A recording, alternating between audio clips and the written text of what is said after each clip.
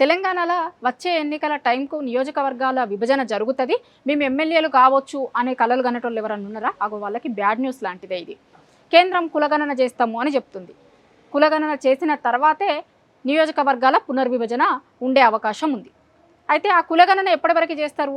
కులగణన అయిపోయి దాని రిజల్ట్ వచ్చేసరికి 2028 అవుతుంది.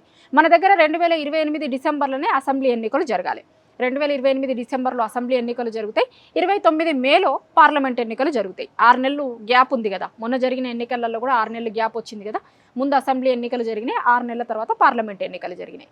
సో అట్లనే వచ్చే ఎన్నికలు కూడా ముందు అసెంబ్లీ ఎన్నికలు జరుగుతాయి, 6 నెలల తర్వాత పార్లమెంట్ ఎన్నికలు జరుగుతాయి. అంటే 2028 డిసెంబర్కి అసెంబ్లీ ఎన్నికలు జరుగుతాయి మన దగ్గర.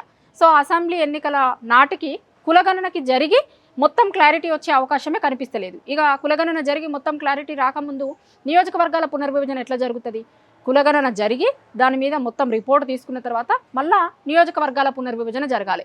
ఎక్కడ ఎంతమంది ఉన్నారు, ఏంది, అక్కడ ఉన్నటువంటి పరిస్థితులు ఏంది, ఎక్కడ నియోజకవర్గాలను విభజించాలి, ఇవన్నీ లెక్కలు వేసుకోవాలి కదా. మళ్ళీ దానికి కూడా కొంత టైం పడుతుంది. ఎందుకంటే ఇదంతా కేంద్రం చేతిలో ఉంటుంది కదా, కేంద్రం చేయాల్సినటువంటి ఎక్సర్సైజ్ కాబట్టి చాలా టెక్నికల్గా ఎక్కడ ఎట్లాంటి ఇబ్బందులు జరగకుండా, లీగల్గా కూడా ఎట్లాంటి ఇబ్బందులు జరగకుండా కులగణన చేస్తుంది. అన్ని రాష్ట్రాలకి సంప్రదించి ఆ రాష్ట్రాలలో ఉన్నటువంటి పరిస్థితులు, ఎక్కడ ఏ రాష్ట్రంలో ఎన్ని రోజులు చేయాల్సి వస్తుందో, ఒకవేళ వాళ్ళు అనుకున్న టైం కంటే ఒక్కొక్క దగ్గర ఎక్కువ కూడా రోజులు పట్టొచ్చు. వాళ్ళు అనుకుంటున్న దాని ప్రకారమే 2028 వరకు కులగణన అవుతుంది అని చెప్తున్నారు. సో అప్పుడు 2028లోనే మన దగ్గర ఎన్నికలు జరుగుతాయి కదా. మరి నియోజకవర్గాల పునర్విభజన ఎట్లా జరుగుతుంది?